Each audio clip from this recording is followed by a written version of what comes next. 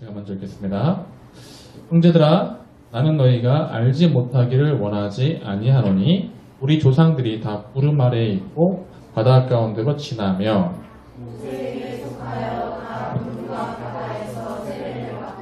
다 같은 신령한 음식을 먹으며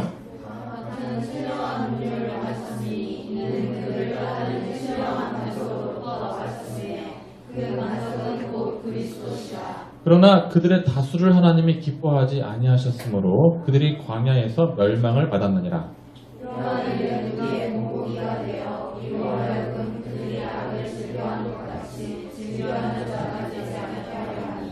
그들 가운데 어떤 사람들과 같이 너희는 우상 숭배하는 자가 되지 말라.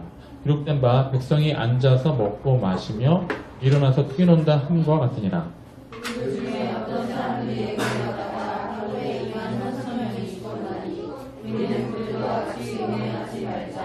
그들 가운데 어떤 사람들이 주를 시험하다가 뱀에게 멸망하였나니 우리는 그들과 같이 시험하지 말자.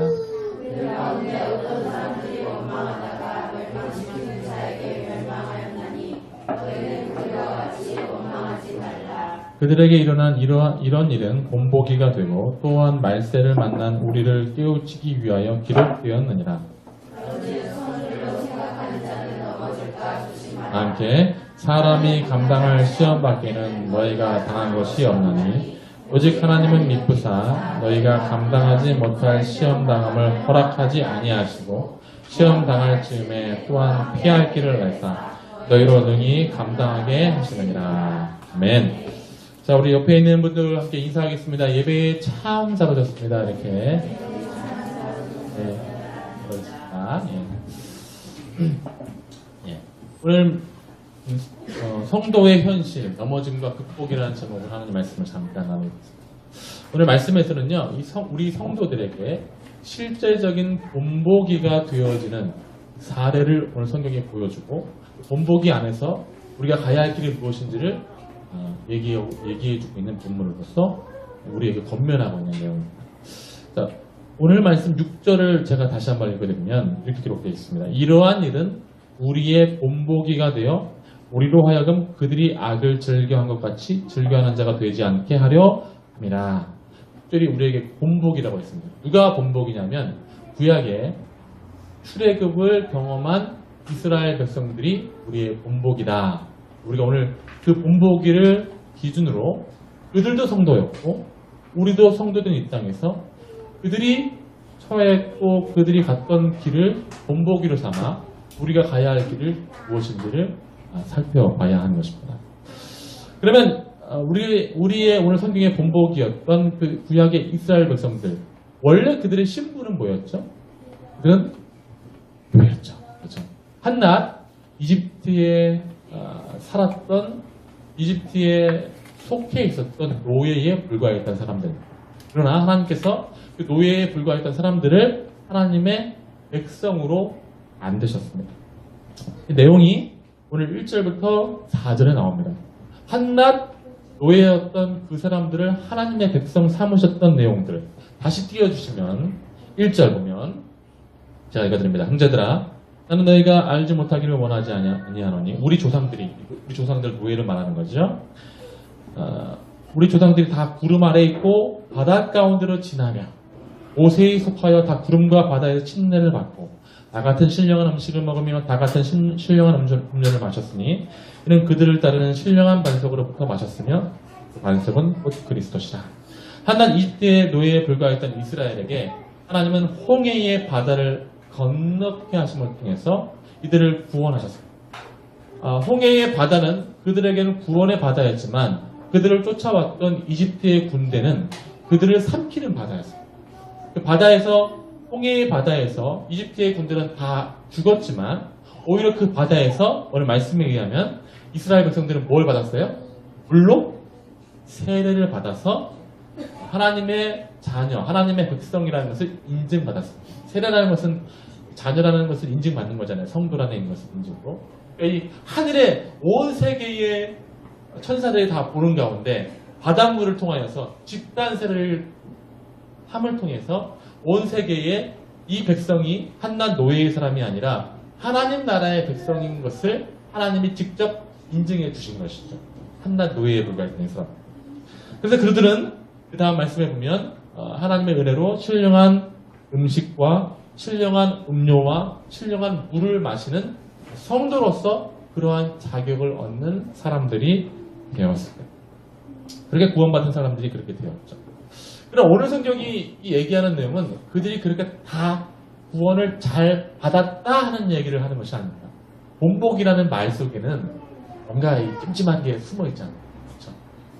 어떤 사람을 본보기로 삼아라 했을 때는 이 사람이 잘못한 일을 했기 때문에 우리가 본보기로 삼는 것인데, 우리 이 구약의 이스라엘 백성들은 다 분명히 하나님의 그런 구원을 받았지만, 구원의 은혜로 신령한 음료, 신령한 음식을 다 먹었지만 그들은 다 멸망의 길로 치닫았습니다. 오늘 성경이 강조하는 것이 바로 그것입니다. 다 구원받았지만 그들 모두가 다, 거의 모두 다수가 멸망의 길로 접어들었다. 그것이 우리의 본보다.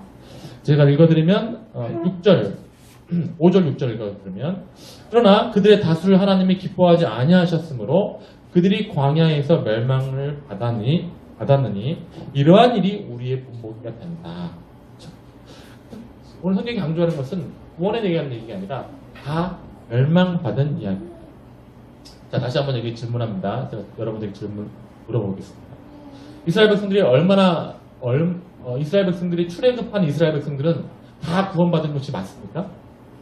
일단 그 홍해 바다를 건넌 사람들은 그 홍해 바다를 건넜기 때문에 다 구원받았습니다. 그렇죠? 그리고 모두 다 뭘 받았어요? 세례를 받았죠. 구원받고 세례받은 그 사람들이 마지막 결말이 뭐였다고요? 이게 말씀에 보면 재밌게 나와 있는데요. 5절에 보면 그러나 그들의 다수가, 거의 모두가 다 멸망했다. 그런 얘기를 하고 있는 거예요.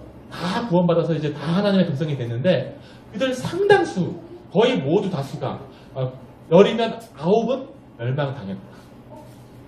근데 여러분, 이게 만약에 심각하게 다가오지 않는데 우리가 좀 이상한 사람이 되는 거예요. 여기에 지금 우리가 뭐 20명 좀 앉아있다고 친다면 우리 지금 2명은 남고 다수는 멸망에 치닫을 수 있다는, 우리가 이 말씀을 심각하게 다가올 수밖에 없는 내용이 되는 것입니다. 왜 심각하게 다가오느냐? 왜 다수가 구원받았음에도 불구하고 다수는 왜 멸망했는가의 문제이며, 또 다수가 실패한 것이기 때문에 다수가 실패한 이 내용에서 과연 우리라도 혹은 이 사람들이라도 해결책은 없었는가? 다수가 실패할 것이기 때문에, 다수가 실패한 데는 확률이 높잖아요. 그러면 어차피 다수가 실패할 내용에서 왜 하나님은 구원하셨는가의 문제입니다. 우리도 마찬가지로 다수가 실패했던 이 내용에서 우리가 온전한 구원을 이룰 수 있는 그 두 사람이 될 수 있겠는가의 문제로 다가갈 수 있다는 것입니다. 자, 우리 옆에 있는 분들에게 한번 질문해보죠. 성공할 수 있겠느냐고. 솔직하게. 그러면 우리가 한번 자연스럽게 이 질문 안에서 오늘 성경의 본문들을 함께 보고자 합니다. 그럼 이스라엘 백성들의 다수는 언제, 왜 넘어졌는가?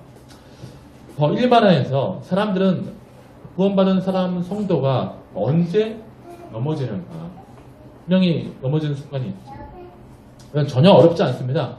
사실 어려운 질문을 제가 드리는 것이 아니에요. 언제 넘어지냐? 우리는 그 사실을 매일 겪고 있습니다. 언제 넘어지냐면 우리가 현실에 부딪힐 때 넘어집니다. 어려운 얘기 아니에요. 성도로서 이 막막한 현실에 부딪힐 때 넘어지죠. 우리는 이상적이고 좋고 선한 것이 무엇인지 잘 압니다. 어떤 것이 이상적인 삶이고 더 윤리적인 삶이고 또 옳은 삶이 무엇인지를 잘 압니다. 그러나 우리가 막상 그 이상적인 내용을 살다가, 이상적인 내용을 바라보다가 현실에 부딪히면 현실에 부딪힌 내용 때문에 이상적인 내용을 실제로 행한다는 것이 대단히 어려운 내용인 것을 우리는 잘 알고 있죠. 현실에서 그렇게 쉽게 그 일들을 해내지 못합니다. 얼마 전 뉴스를 보니까 지하철에서 어떤 여성이 성추행을 당했나. 지하철에 있는 모든 사람들이 함께 그 남자가 여성을 성추행하는 것을 다 보고 있었습니다. 다 보고 있는 상황이었지만 선뜻 아무도 나서서 그 남자를 이제 제지하지 못하는 거죠. 이상적인 것은 그 지하철에 앉아있는 모든 사람들이 이상적인 건 뭔지 압니다. 당장 저 남자를 제압하고 무너뜨려서 어떻게 이렇게 할 수 있냐 하고 해야 되는 일이지만 현실 속에서는 괜히 내가 나섰다가 저 내가 칼 들지 않을까? 괜히 내가 나섰다가 해코지 내가 당하는 거 아닐까? 괜히 내가 나섰다가 이 여자와 함께 내가 같이 경찰서에 가고 오늘 일이 바쁜데 길게 일처리를 해야 되지 않을까? 해서 이 현실이 아무도 그 지하철에 있는 사람들이 아무도 나서지 못하는 일을 만들어낸 거죠. 결국 혼자 이 여자가 해결했어요. 혼자 이 핸드폰 딱 들고 혼자 이게 은밀히 촬영을 해가지고 이제 얼른 전화해가지고 잡아가게 되고. 사실 이게 우리의 현실입니다. 제가 뭐 이런 건 아주 단순한 예를 든 것이고요. 이게 우리 사실 이상적인 것에 뭔가를 알매도 불구하고 현실을 살아가는 우리의 부딪힘의 모습입니다. 아까 우리가 읽었던 이 출애굽한 이스라엘 백성들도 마찬가지입니다. 그들도 이상적이고 좋고 온전한 것이 무엇인지 압니다. 그러나 그들에게 부딪힌 현실에서는 그 이상적인 것을 따라가는 것이 쉽지 않았다는 것입니다. 어떤 일이 있었느냐고 10장 7절 본문 다 함께 다시 한번 읽어볼까요? 10장 7절 시작. 그들 가운데 어떤 사람들과 같이 너희는 우상 숭배하는 자가 되지 말라 기록된 바 백성이 앉아서 먹고 마시며 일어나서 뛰논다 함과 같으니라. 그들도 우상 숭배하면 안 된다는 것을 잘 압니다. 그러나 그들이 어떤 현실에 부딪혔냐면 이 먹고 마시며 일어나서 뛰논다 하는 그 배경이 되는 말씀을 한번 찾아보겠습니다. 출애굽기로 가볼까요? 출애굽기를 제가 만들어놨습니다. 예상했던 분들은 또 찾지도 않으십니다. 3장 32장 1절 이게 바로 그 먹고 뛰노는 본문의 내용인데요. 그들의 현실이 이렇습니다. 백성이 모세가 산에서 내려옴이 더딤을 보고 오요 백성이 아론에게 이르되 말하되 일어나라 우리를 위하여 우리를 인도할 신을 만들라. 이 모세 곧 우리를 애굽 땅에서 인도하여 낸 사람은 어찌 되었는지 알지 못함이니라. 아론이 그들에게 이르되 너희 아내와 자녀의 귀에서 금고리를 빼어 내게로 가져오라. 모든 백성이 그 귀에서 금고리를 빼어 아론에게로 가져가매 아론이 그들의 손에서 금고리를 받아 부어서 조각칼로 새겨 송아지 형상을 만드니 그들이 말하되 이스라엘아 이는 너희를 애굽 땅에서 인도하여 낸 너희의 신이로다 하는지라.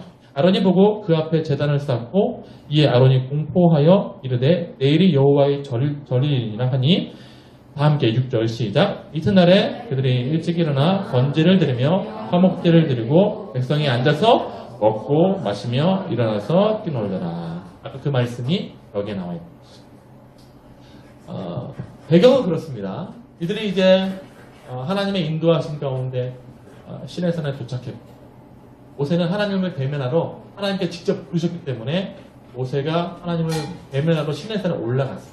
근데 모세가 내가 언제 오겠다라고 약속하고 간 것이 아니라 하나님이 부르셨기 때문에 그냥 올라갔고 그는 하나님으로 인해서 그 십계명 하나님의 율법을 받고 있는 중이었습니다. 밑에서는 어떤 상황이 펼쳐진지 모릅니다. 밑에서는 어떤 상황이 펼쳐졌냐면 이 모세가 이게 시간이 하루 이틀 뭐 금방 돌아올 줄 알았는데 안 오는 거예요. 안 오고 무려 며칠의 시간이 갔냐면 이때쯤은 거의 40일의 시간이 이미 지나간 거거든요. 이 백성들은 모세가 오지 않기 때문에 모세에게 버림받았다는 생각을 하게 되거든요. 모세에 의해서 출애굽을 했고 모세에 의해서 여기까지 왔거든요. 그들도 이집트에서만 살았기 때문에 광야라는 곳은 다 초행길입니다. 모세는 광야에서 40년을 살았잖아요. 모세만이 인간 내비게이션으로서 자기의 길들을 인도한 유일한 인물이었는데 이 모세가 말도 없고 언제 온다는 기약도 없이 오지 않는 거죠. 하루, 이틀, 일주일, 2주일 점점 더 시간이 가는 거죠. 그때마다 이스라엘 백성들에게 찾아오는 마음은 어떨까요? 현실은 어떨까요? 오겠지 그런 마음이 아니죠. 고아가 된 것 같은 거예요. 여러분 만약에 우리 아이가 우리 지율이가 제 목인내가 큰 애인데 지율이가 엄마 아빠 금방 갔다 올게 하고 저쪽에 갖다 놓고 안 온다고 합시다. 얘가 가만히 기다리고 있겠어요? 마음속에 온갖 불안함이 일어나고 어디로 갈까 하다가 근데 막 하루 지나고 이틀 지나고 3일 지나고 안 오면 그 마음속에 올라오는 그 모든 불안과 공포의 마음들을 덮칠 거 아닙니까? 이스라엘 백성들도 마찬가지였습니다. 더군다나 그들은 하나님을 어떻게 만나는지도 모르거든요. 왜냐하면 모세에 의해서 하나님의 말씀을 들었고 모세에 의해서 하나님을 대면했기 때문에 하나님을 어떻게 의지해야 되는지도 모르는 상태였어요. 그러니까 그런 상태에서 그들이 당연히 불안하기 때문에 이 마음을 어떻게 해결하고자 아론에게 찾아가서 우리를 인도한 신을 좀 만들어 보여줘라. 우리가 지금 갈 길도 모르고 어떻게 되는지 모르는데 우리 백성들이 다 불안한데 어떻게 하면 그냥 우리의 마음의 지금 불안을 없애기 위해서 신을 만들어줘라. 우리를 위해서 신을 만들어줘라. 라고 얘기하게 되었고 아론이 그에 응해서 신을 만들어 금송아지 우상을 만들어서 하나님이라 지칭하게 된 것입니다. 여러분 제가 한번 질문해 보겠습니다. 이런 극한 현실에서 그들이 처해진 이런 극한 현실 속에서 이 현실 감각이 있는 사람으로서 어떤 두려움, 암담함, 미래에 대한 막막함 이런 현실 속에서 그들이 하나님을 찾고자 하는데 하나님이 안 보이기 때문에 그들이 나름대로 금송아지를 만들어서 하나님이라고 지칭해서 그들에게 위안받는 이 내용을 나쁘다고 말할 수 있겠습니까? 아니 엄마 아빠가 없어가지고 막 찾아봤는데 내가 막 너무 무서워가지고 어떤 사람에게 아빠 좀 찾아주세요 라고 외치고 있는 이 아이의 울부짖음이 나쁘다고 말할 수 있겠어요? 현실에서는 이게 나쁜 것이라고 볼 수가 없는 거예요. 왜냐하면 그들이 또 얼마나 답답했겠어요. 막막하고 이 현실 속에서 그가 무턱대고 우상숭배를 한 것이 아니라 그러니까 우상숭배를 하고자 한 것이 아니라 그들의 현실 내용에서 따지고 보니까 그럴 만한 이유가 충분히 있더라 하는 것입니다. 동의하시죠? 10장 8절을 한번 읽어보겠습니다. 오늘 본문 10장 8절에 두 번째 사건을 또 바울이 얘기를 들어요. 그들 중 어떤 사람들이 음행하다가 하루에 23,000명이 죽었나니 우리는 그들과 같이 음행하지 말자. 음행을 했구나. 이 얘기의 본문을 또 배경을 한번 보겠습니다. 민수기 25장 1절, 2절, 3절. 제가 읽어드립니다. 이스라엘이 시딤에 머물러 있더니 그 백성이 모압 여자들과 음행을 하기 시작한지라. 그 여자들이 자기 신들에게 제사할 때에 이스라엘 백성을 청함해 백성이 먹고 그들의 신들에게 절함으로 이스라엘이 바알부올에게 가담한지라. 여호와께서 이스라엘에게 진노하시니라. 민수기 25장은 이제 광야에 거의 끝나요. 40년 광야 생활을 거의 끝낼 쯤입니다. 근데 이들은 광야 생활을 늘 했죠. 이스라엘이 광야 생활을 한다는 것은 유목민에 떠도는 생활을 하는 것이잖아요. 물론 이스라엘 남자들은 물론 그들의 여자들을 사랑했을 것입니다. 물론 그렇죠. 아무리 유목민, 아무리 화장을 하지 않고 아무리 자기 유목민이기 때문에 늘 떠도는 삶이기 때문에 자기 치장을 못하는 이스라엘 여자들을 사랑했을 것입니다. 그런데 모압 땅에 와보니까 모압 땅에 그 땅에 거주하면서 화려한 문화 가운데 치장하고 있는 여자들을 만난 거예요. 근데 그 여자들이 자기들 아무 조건 없이 자기들 좋다고 막 이렇게 유혹하는 것입니다. 이때 이 이스라엘 백성들이 남자들 자매분들이 죄송하지만 남자들 입장에서 맨날 이렇게 집에 있으면서 화장도 안 하고 뭐 문화적으로 이렇게 막 그냥 집 사고 다니는 그런 여성하고 이쁘게 꾸미고 화려하게 꾸민 그 여성을 봤을 때 근데 자기를 유혹해.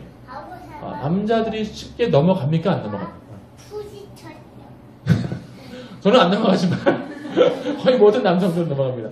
우리 영상을 하나 볼까요? 이런 상황이라고 저는 생각이 돼요. 보세요. 군대에서 걸그룹이 왔을 때의 모습이거든요. 딱 이런 것이 아마 그때 이스라엘 백성들의 모습이 아닐까. 어떤 걸그룹?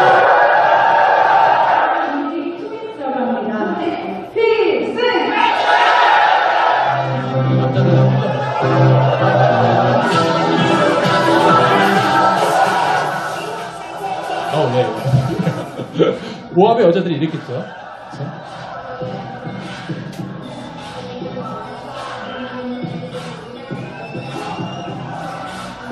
이런 것을 보는 이제 우리 군인들의 모습을 보면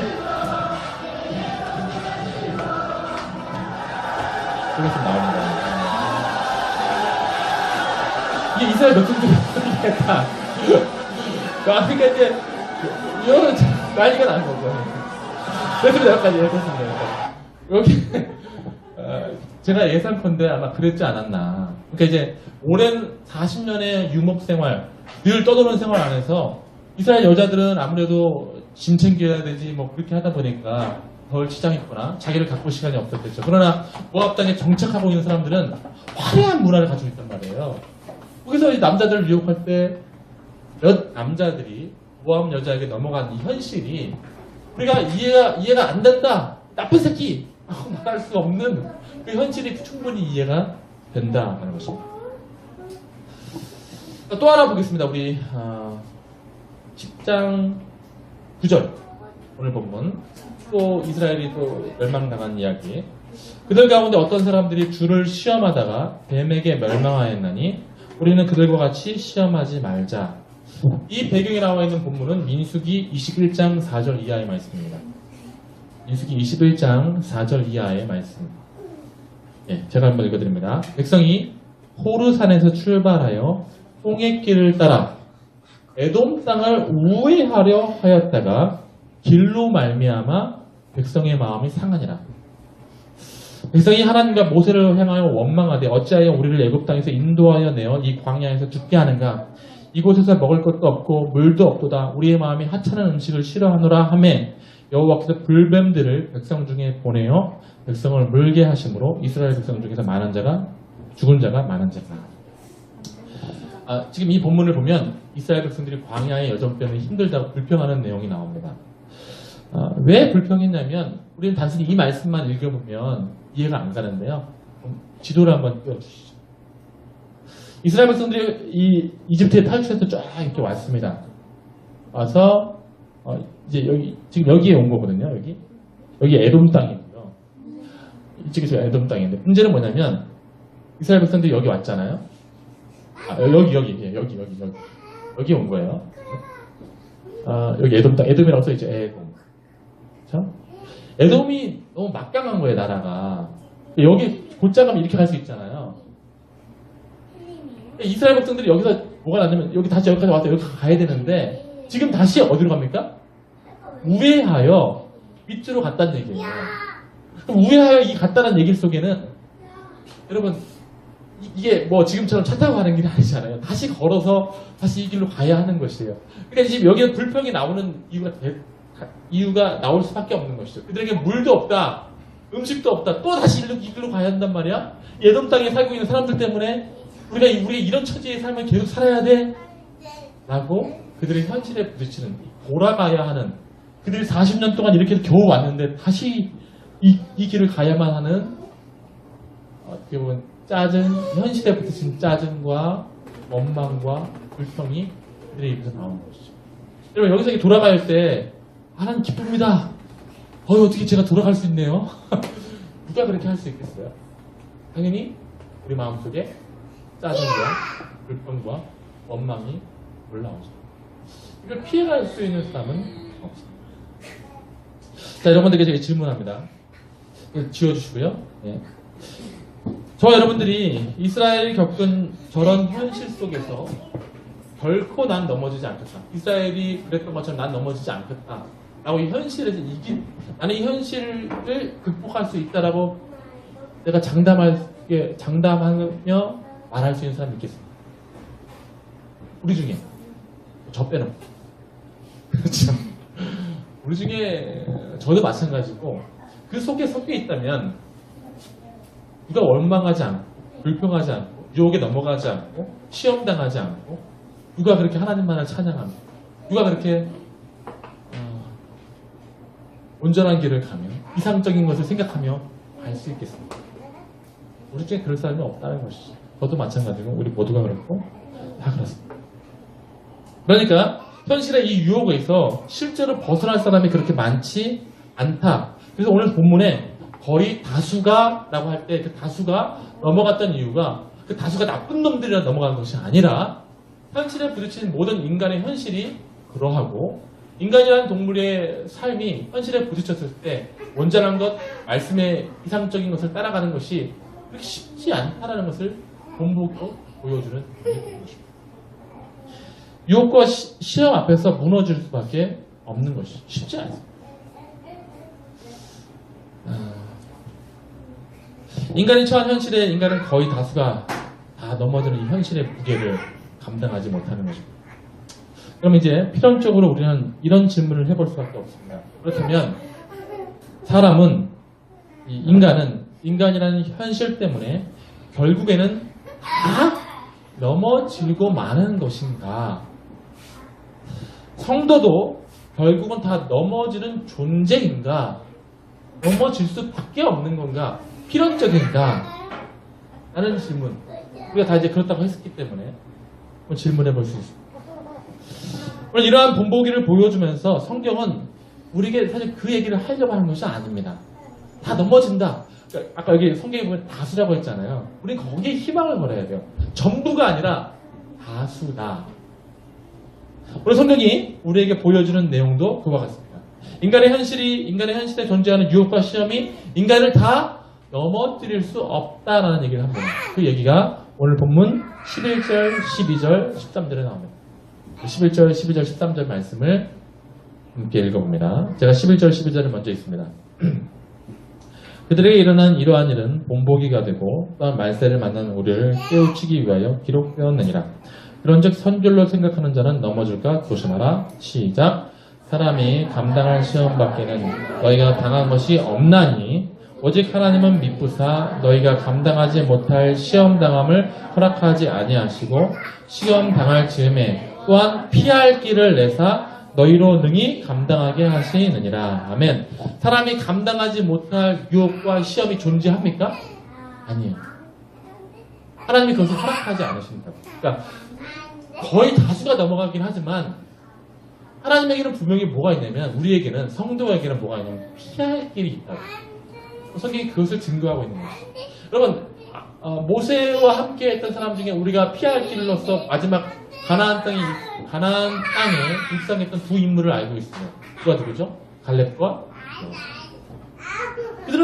그들에게 처했던 모든 시험과 유혹 속에서 그 모든 시험과 유혹에 택하지 않고 피할 길을 선택해서 하나님이 열어놓으신 그 피할 길을 선택해서 하나님이 목적하신 그것까지 이룰 수 있었습니다.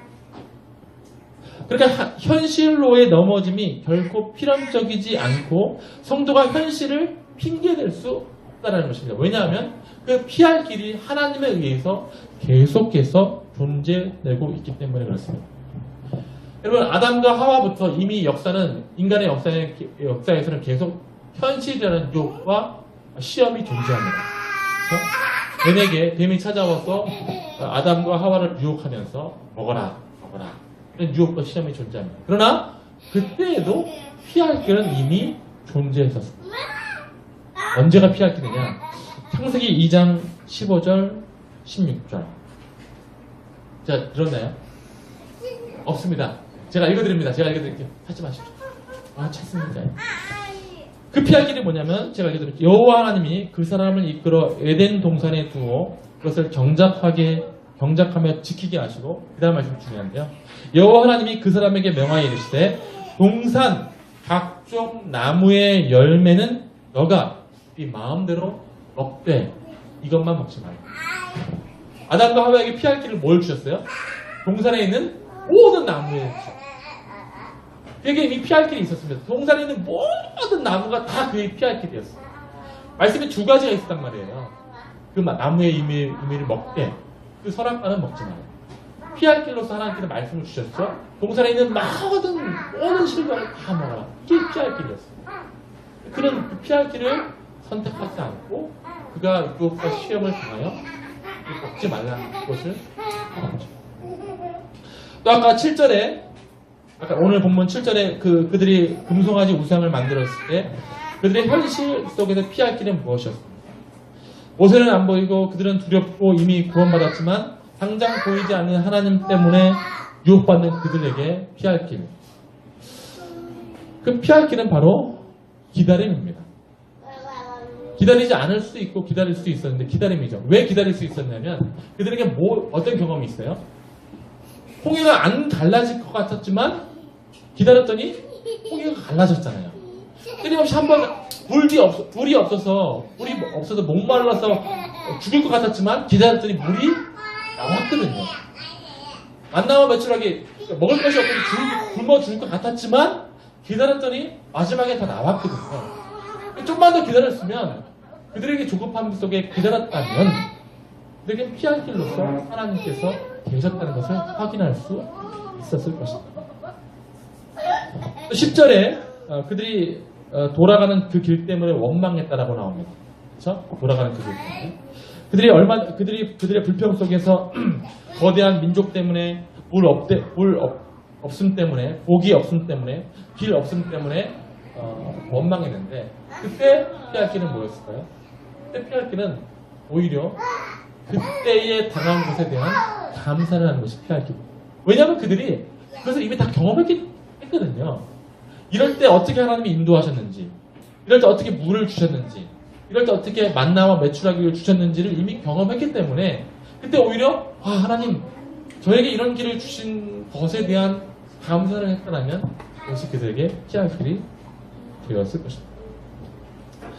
이렇게 보면요, 인간은 늘 인생에서 유혹과 시험을 받아야만 하는 존재로 서 있습니다. 그리고 다 넘어질 수밖에 없는 한계가 우리 가운데 찾아옵니다. 그러나 그 유혹과 시험과 동시에 하나님은 우리 인생에 반드시 피할 길을 존재케 하십니다. 인간의 모든 길에 언제나 피할 길을 존재케 하시죠. 그리고 그 피할 길을 선택하라는 은혜를 우리 가운데 이것을 보여주신 인간의 대표자가 있습니다. 참 인간의 대표자, 참다운 인간입니다. 누굴까요? 예수님. 예수님이 인간이 받아야 되는 유혹과 시험, 인간이 존재로서 받아야 하는 유혹과 시험에서 피할 길을 선택하시는 모습 속에서 우리가 따라가야 될 모습이 보이죠. 사람이 겪는 필연적인 유혹과 시험에서 사람이 피할 길을 통해서 승리할 수 있음을 우리 예수님께서 보여주셨습니다. 여러분 잘 알고 있다시피 예수님께서 40일 동안 금식하셨죠. 그 본문을 한번 찾아가서 보겠습니다. 마태복음 4장 1절 이하의 말씀을 한번 보겠습니다. 마태복음 4장 1절 없나요? 네.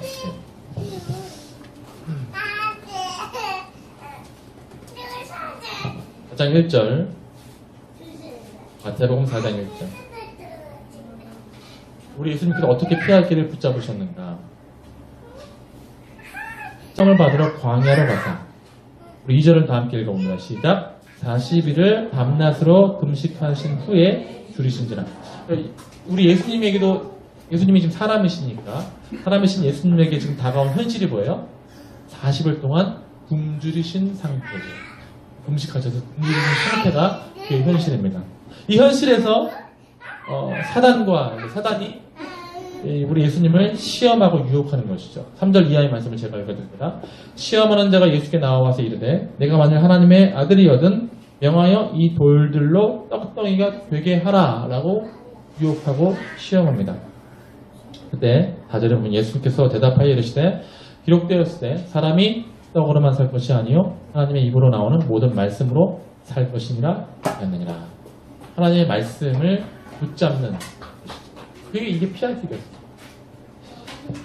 5절에 이에 마귀가 예수를 거룩한 성으로 데려다가 성전 꼭대기에 세우고 이르되 네가 만일 하나님의 아들이여든 뛰어내리라 기록되었을 때 그가 너를 위하여 그의 사자들을 명하리니 그들이 손으로 너를 받들어 다리 돌에 부딪히지 않게 하리로다 하였느니라. 예수께서 이르시되 또 기록되었을 때 주 너희 하나님을 시험하지 말라 하였느니라 하시니 마귀가 또 그를 데리고 지극히 높은 산으로 가서 천하 만국과 그 영광을 보여 이르되 만일 내게 엎드려 경배하면 이 모든 것을 내게 주리라. 이에 예수께서 말씀하시되 사탄아 물러가라 기록되었을 때 주 너희 하나님께 경배하고 다만 그를 섬기라 하였느니라. 우리 예수님은 피할 길을 선택하는 것이 무엇인지 보여주셨습니다. 그 피할 길은 말씀이요. 그 피할 길은 말씀의 정신을 따라가는 것입니다. 제가 이 표현한 것을 중요시 하셔야 합니다. 말씀의 정신을 따라간다고 했어요. 말씀을 따라간다고 했을 때 우리는 오해하기 쉽습니다. 방금 우리가 두 번째 그 사탄이 예수님을 유혹할 때 사탄이 뭘로 유혹했어요? 뛰어내리라 기록되었을 때 네가 하나님의 아들이면 너를 구원할 것이다. 뭘로 유혹했어요? 말씀으로 유혹했거든요. 제가 말씀의 정신이라고 했습니다. 말씀의 참 정신은 그 정신이 아니잖아요. 그렇죠? 사단은 우리를 그렇게 유혹할 수 있습니다. 말씀의 정신으로 말씀이 전체적으로 가리키고 있는 바를 통하여서 우리 예수님께서 피할 길을 붙잡으셨고 유혹과 시험에서 넘어지지 않은 것이죠. 그 말씀의 정신을 따라감을 통해서 주님도 인간의 육체적 욕망과 먹을 것을 채워야 하는 그런 내용이 있으셨지만 그런 모든 내용에서 유혹과 시험에서 이겨내셨다. 그럼 저를 한번 따라서 합니다. 말씀의 사상은 비로소 우리를 잠재운다. 말씀이 가르치는 바가 비로소 현실에 부딪히는 우리를 현실에 부딪혀서 그것을 택해야만 우리로 하여금 정신을 바짝 차리게 하고 비로소 우리가 어떤 길을 가야 하는지 우리를 깨우치는 것입니다. 말씀의 정신은 우리를 비로소 가게 하는 것이죠. 그래서 오늘 말씀에 예수님께서 이렇게 말씀하신 것, 사람이 떡으로만 살 것이 아니요 하나님의 말씀으로 산다 하는 그 내용이 바로 거기에 나와 있는 것입니다. 말씀의 정신이 우리를 살리는 것입니다. 우리가 유혹과 시험에서의 삶이 아니라 참다운 원래 하나님이 의도하셨던 내용의 삶을 살아가게 되는 것이죠. 여러분, 하나님께서 우리를 이 세계 속에 우리를 부르셨거든요. 이 몸뚱아리에 우리를 이렇게 살게 하셨잖아요. 우리 잘 알다시피 이 세계는 이상적인 세계가 아닙니다. 비이상적인 세계죠. 죄가 난무하고, 그렇죠? 이상한 것이 난무하고. 이 몸도 이상적인 몸이 아닙니다. 비이상적인 몸이죠. 비이상적인 사회와 비이상적인 몸을 가지고 있는 우리는 현실에 부딪히면 그 비이상적인 사회와 몸 때문에 우리는 현실의 삶을 충실하게 따라갑니다. 그럴 때 우리가 붙들어야 되는 유일한 피할 길이 뭐냐? 이상적인 말씀입니다. 그것이 우리로 하여금 온전한 길을 가는. 하나님은 살아계셔서 우리 인간의 현실을 잘 알고 계셔서 우리 인간의 현실을 처한 그 속에서 우리가 유혹과 시험을 당해서 넘어질 것을 잘 알고 계시지만 하나님은 그때마다 피할 길을 내사 우리가 이 현실 속에서 이상적인 것을 이상적인 말씀을 붙듦을 통해서 참다운 사람이 하나님의 말씀으로 산다는 것이 무엇인지를 보여주기를 원하시고 그것을 통해서 하나님 나라의 것을 소망하기를 원하시는 것이죠. 저는 한번 따라서 합니다. 사람이 떡으로만 살다가 망한다. 하나님의 떡으로만 살다가는 그것이 우리의 유혹과 시험의 대상입니다. 그러나 사람이 떡이 아닌 하나님의 말씀으로 살 때 비로소 살죠. 왜냐하면 그것이 우리의 피할 길이 되기 때문입니다. 사랑하는 성도 여러분, 말씀을 정리합니다. 저와 여러분에게 주어진 이 삶에 말씀의 정신으로 살아가는 피할 길을 붙드시는 믿음의 사람들 다 되어지기를 주의 이름으로 축원드립니다. 저와 여러분이 부딪힌 이 현실이 넘어질 것 같은 분명한 현실이긴 하지만 절대 다수가 넘어가긴 하지만 말씀을 붙잡은 그 한 사람, 갈렙과 여호수아 같은 사람들 분명히 그 현실 속에서 현실의 유혹과 시험을 통과하고 하나님께서 원하셨던 원래 목적하셨던 바를 분명하게 걷고 있다는 사실을 인지하시고 말씀의 정신을 충실하게 따라가는 그런 믿음의 사람들 다 되어지기를 주의 이름으로 축원드리겠습니다. 자, 기도합니다.